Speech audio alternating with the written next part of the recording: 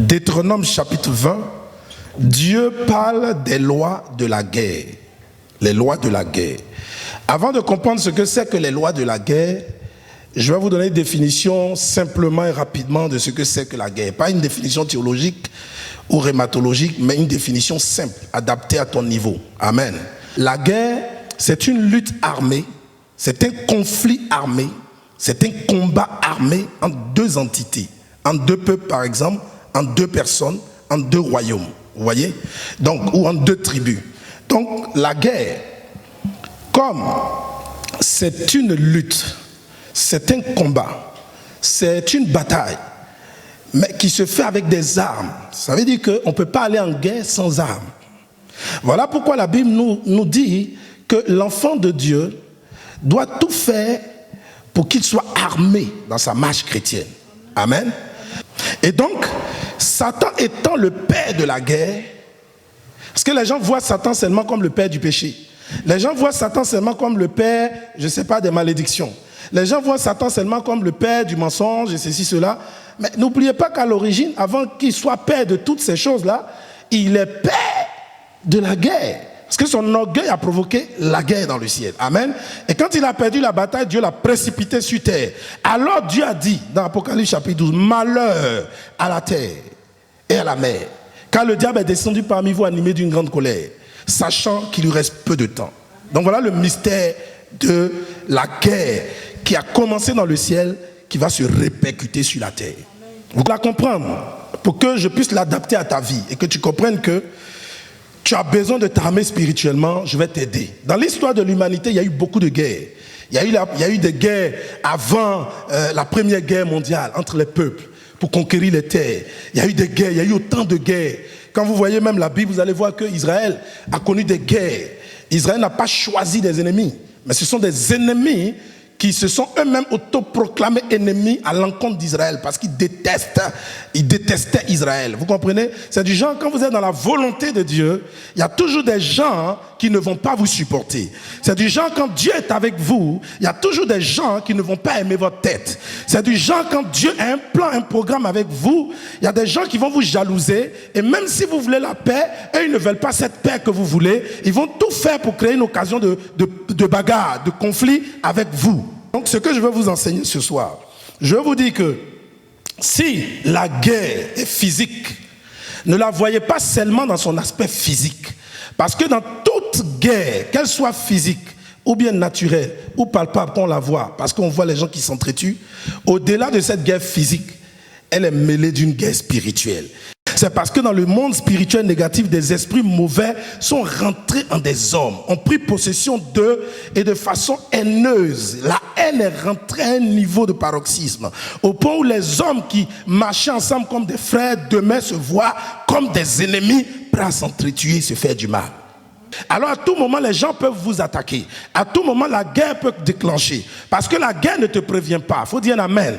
La guerre fait partie des choses qui ne préviennent pas sur la terre. Ça, il faut que tu le saches. La guerre ne te fera pas de lettre pour dire j'arrive, prépare-toi. La guerre te surprend. La guerre arrive au moment où tu t'y attends le moins. C'est pour ça que le Seigneur nous recommande que nous soyons prêts à tout moment et en tout lieu, comme de vrais soldats. Voilà le premier principe de la guerre. Voilà la première loi que Dieu va instituer pour les choses qui concernent la guerre. Dis un amen fort. Il dit ici, quand tes ennemis vont venir contre toi, vous voyez, il ne dit pas quand ton ennemi va venir contre toi. Parce que même quand tu as un ennemi, il faut que tu saches que ton ennemi, avant de venir contre toi, choisit d'abord des alliés. Il ne veut jamais venir seul contre toi. Il ne viendra jamais seul contre toi. Quand quelqu'un est vraiment ton ennemi qui veut te faire du mal, il n'est pas seul, il n'est jamais seul. Il va d'abord te dénigrer autour. Il va d'abord faire des choses que les gens t'aient en haine, que les gens te détestent et que les gens s'associent à lui le jour où il a pour projet de t'attaquer, de te détruire, qu'il ne vienne pas seul contre toi. Parce que dans son projet de venir contre toi, c'est de t'exterminer, qu'il ne reste plus rien de toi. Il dit que quelle que soit la qualité d'âme, quelle que soit la qualité, on va dire l'arsenal que ton ennemi va choisir avant de venir contre toi, ne le crains pas. C'est la première loi. Dis amen avec moi. Même si les âmes de ton ennemi, toi tu ne les as pas, ne le crains pas. Dis un amen. Il dit ne le crains pas. Il dit, cet ennemi-là, s'il vient et que tu constates qu'à sa venue, le peuple, c'est-à-dire il a un peuple avec lui, des gens plus nombreux, c'est-à-dire le nombre est plus que toi, il dit, ne crains même pas le nombre, ni la qualité de ses âmes, de leurs âmes, ni la qualité de leur nombre, ou la quantité de leur nombre. Ne crains pas ces choses. C'est une loi biblique. Dis amen. Ça veut dire que ce que tu vois dans le combat avec l'œil physique là ne doit pas t'effrayer. Ce que tu vois dans le combat tous les jours de ta vie avec tes yeux physiques ne doit pas plutôt te donner la peur. Parce que ce que tu vois peut être la réalité, mais ce que tu vois qui est la réalité peut ne pas être la vérité. Parce que la vérité est cachée en Dieu. Tes ennemis peuvent venir avec toutes sortes d'arsenal et de quantité, de qualité de personnes. Toi, ne tremble pas, sinon Dieu te fera trembler. Ça veut dire que la première loi de la guerre, c'est le courage. Amen. C'est le courage, c'est la foi. C'est la détermination de ne pas avoir peur devant l'ennemi qui envahit. Si tu faillis à cette règle, Dieu t'abandonne. Si tu faillis à cette règle dans le combat, Dieu te laisse tomber. Tu ne peux pas espérer de victoire dans le combat. Même dans tes batailles de la vie de tous les jours, tu veux réussir. Dieu dit, n'aie pas peur de ce que tu affrontes. N'aie pas peur des démarches que tu fais. Dis amen. N'aie pas peur des durs labeurs que tu traverses. N'aie pas peur des persécutions que tu traverses. N'aie pas peur des difficultés que tu subis. N'aie pas peur des blocages qu'il y a autour de toi, parce que tout ça c'est le combat spirituel. N'aie pas peur de ce qui t'arrive, ce sont des événements qui viennent pour te distraire. Si tu trembles devant ces événements, tu ne comprendras pas qu'au-delà de ces événements, Dieu te réserve ton témoignage. Donc la première règle, c'est de ne jamais avoir peur. Dit, mais lui-même le concerné, ou bien elle-même la concernée, est-ce qu'elle respecte la première loi de la guerre? Parce que dans la première loi de la guerre que moi Dieu j'ai instituée, c'est le courage, c'est l'abnégation, c'est la force, c'est foncer tout droit malgré l'obstacle. Dis amen. Dieu cherche des gens courageux. Dieu cherche des Samson qui ne vont pas chuter devant Dalida. Dieu cherche des vaillants héros comme Gédéon. Dieu cherche des soldats qui sont prêts comme au temps de David à aller affronter Goliath. 2 Chroniques, chapitre 20, il est long. Vous allez constater qu'un matin, il y a eu 3 peuples qui se sont associés pour attaquer Juda et Israël, du temps du roi Josaphat. Et la Bible dit que le peuple d'Ammon, de Moab et les habitants de Séir se sont associés pour venir contre Juda et Jérusalem. Parce que Dieu avait divisé le pays en 2. Juda était une partie où il y avait deux tribus, et puis Israël était une partie où il y avait 10 tribus. La Bible dit ce temps-là, Josaphat lui-même a réagi. Tout le peuple a vu la multitude de peuples. 3 peuples associés. Dis avec moi, 3 peuples. Or, pour chacun de ces peuples, déjà le nombre dépassait ceux d'Israël et ceux de Juda. Et ils sont venus en quantité supérieure, au point où on ne pouvait pas les compter. C'était des foules. Josaphat a commencé à rappeler à Dieu l'alliance d'Israël. Il a commencé à parler de leur père, c'est-à-dire il est rentré en prière. Et quand il a parlé à son Dieu, il a su toucher Dieu. La Bible dit que quand sa prière a touché Dieu, il y a un fils de Lévite, un sacrificateur, que Dieu a utilisé en prophète et qui s'est mis à prophétiser pour dire n'ayez pas peur, l'Éternel est avec vous. Et Dieu me révèle que c'est même pas vous qui allez mener le combat lui-même, mais vous serez à l'écart et Dieu mènera le combat à votre place. Alors, ils ont loué Dieu, se sont prosternés pour dire merci au Seigneur qui venait de répondre à la prière de Josaphat. La Bible dit le lendemain, ils sont allés dans le désert de Tekoa. Et dans le désert de Tekoa, quand ils sont arrivés là-bas, avant de partir, Josaphat leur a dit, confiez-vous en Dieu et vous serez affermis. Ça veut dire cherchez le courage en Dieu et vous serez forts. Et confiez-vous à ces prophètes, c'est-à-dire la prophétie que Dieu a donnée, et vous réussirez dans cette guerre. Quelqu'un dit un amen. La Bible dit que quand ils sont partis, effectivement, il y a eu guerre. Mais dans cette guerre-là, Israël que les gens étaient venus attaquer, Juda que ces peuples étaient venus attaquer, Israël et Juda n'ont pas eu à participer à ce combat. La Bible dit Dieu va faire de sorte que quand le moment de la guerre a déclenché, Ammon et les Moab se sont associés pour attaquer en premier lieu leur premier associé qui est les habitants de Séir, et ils se sont mis à les tuer. Pourtant c'était leurs alliés au départ. Qu'est-ce qui a pu bien se passer parmi eux? Parce que le courage d'Israël a amené de la part de Dieu la confusion chez l'ennemi. Et avant que l'ennemi n'ait le temps d'attaquer, Dieu a commencé à donner à ses ennemis de s'entretuer entre eux. Ton courage va ouvrir les voies de ton succès. Ton courage va ouvrir les voies de ta victoire. La Bible dit quand les fils d'Ammon et les fils de Moab ont fini d'attaquer leurs premiers alliés du peuple de Séir, la Bible dit quand ils ont fini ça, on ne sait pas ce qui s'est passé entre eux encore. Ils sont rentrés dans une autre dimension de la confusion. Entre eux maintenant, Ammon et Moab, ils se sont entretués. Et la Bible dit le temps Israël va prendre le sommet d'une montagne pour regarder dans la vallée où se trouvait cette multitude de soldats qui venaient contre eux pour lesquels ils avaient peur au départ. Et après ils se sont armés de courage là. La Bible dit ils ont vu que des cadavres. Les piller, ils sont allés près de ces cadavres là, ils les ont pillés parce qu'il y avait tellement de richesses. La Bible dit qu'ils n'ont pas pu tout emporter tellement les richesses étaient grandes. Ils ont mis 3 jours pour récupérer les richesses. Au bout de 3 jours, ils étaient fatigués. Ils ont dit, ce que nous avons pris est déjà trop. Retournons en Israël pour faire nos offrandes à l'Éternel. Ils sont rentrés avec des trompettes. Ils sont rentrés avec des cris de joie. Ils sont rentrés avec des louanges de victoire. C'est comme ça que tu rentreras avec des cris de joie dans ta destinée de ta vie. Dis Amen.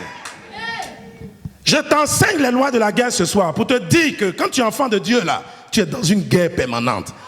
La guerre qu'il y a entre Dieu et Satan, la guerre qu'il y a entre les gens qui te détestent et toi, la guerre qu'il y a entre les gens qui ne supportaient pas tes parents et toi, cette guerre-là continue. Il ne faut pas croire que la vie chrétienne, c'est une vie de récréation. La vie chrétienne, c'est une vie de combat, c'est une vie de lutte, c'est une vie de conflit. Voilà pourquoi Jésus a dit, ce sont les violents qui s'en emparent. Si tu n'es pas fort dans le combat, si tu ne connais pas les règles du combat, tu seras défectueux, même si tu es chrétien. Je suis l'Éternel, ton Dieu, qui t'a fait sortir d'Égypte et je suis avec toi. L'Égypte, c'est vrai, c'est un pays actuel.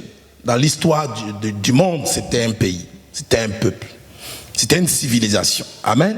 Mais aujourd'hui, l'Égypte, pour nous, c'est l'image de tout le mouvement spirituel négatif qu'il y a autour de nous. Quelqu'un dit Amen.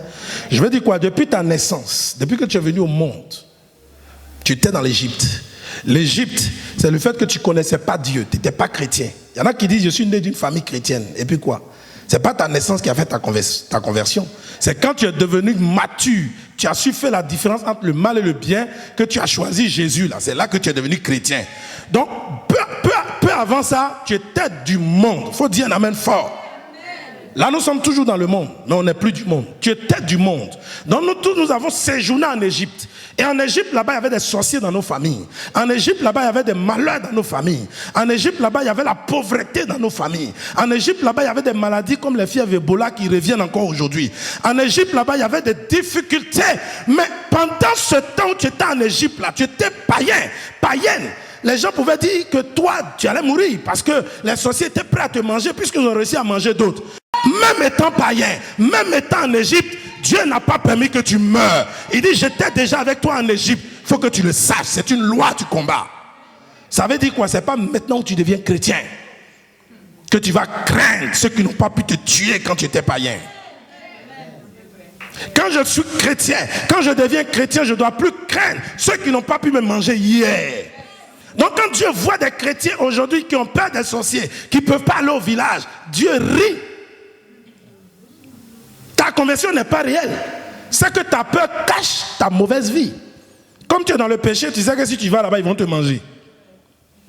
Sinon, celui qui n'est pas dans le péché, qui fait des efforts sur lui-même, qui connaît ses droits dans le Seigneur, qui est courageux, qui connaît les lois de la guerre, il n'a pas peur. Parce qu'il sait que quand il n'était pas chrétien, il n'est pas mort. C'est pas maintenant qu'il est devenu chrétien, il va mourir comme ça. Le jour où tu meurs, c'est que tu as déjà tout accompli sur la terre. Mais tant que rien n'est accompli, tu vivras. Dis un amen fort. Voilà la deuxième loi. Amen. Comprendre dans ta mentalité que Dieu était avec toi avant ta naissance. Amen. Comprendre dans ta mentalité que là où tu as grandi, Dieu était avec toi. Même si on t'a maltraité, Dieu était avec toi. Il assistait à tout ça. Il disait rien, mais il était déjà avec toi. Amen. L'intention de tous ceux qui t'ont fait du mal hier, avant ta conversion, c'était d'annuler ta destinée. C'était de tuer ton étoile. C'était d'étouffer ton devenir. Mais ils ont échoué. Ils n'ont pas pu te faire mourir. Ils n'ont pas pu te conduire dans la tombe. Voilà pourquoi tu es vivant devant moi ce soir et que tu écoutes la parole de Dieu. Donc si tu n'es pas mort hier en Égypte, tu ne mourras pas à Canaan. À Canaan, tu vas jouir d'abord de tes prospérités. Tu vas jouir d'abord de tes richesses. Dis Amen. Tu vas jouir d'abord. Tu ne feras pas partie de ceux qui sont sortis de l'Égypte et qui sont morts coincés dans le désert. Tu feras partie de la génération de Josué et de Caleb. Ceux qui se sont levés avec courage pour traverser le Jourdain et qui ont pris possession de tous les territoires de Canaan. Dis Amen. Je suis venu te le dire ce soir. Il faut que tu aies ça dans ta tête. Quelqu'un me comprend maintenant? Ici, on peut tirer 2 lois. Mais la première loi que je veux partager avec vous, qui est la 3e, c'est le ministère du sacrificateur. Dis avec moi le ministère du sacrificateur. Le ministère du sacrificateur au cours de la guerre est la 3e loi. Et la loi la plus fondamentale d'ailleurs.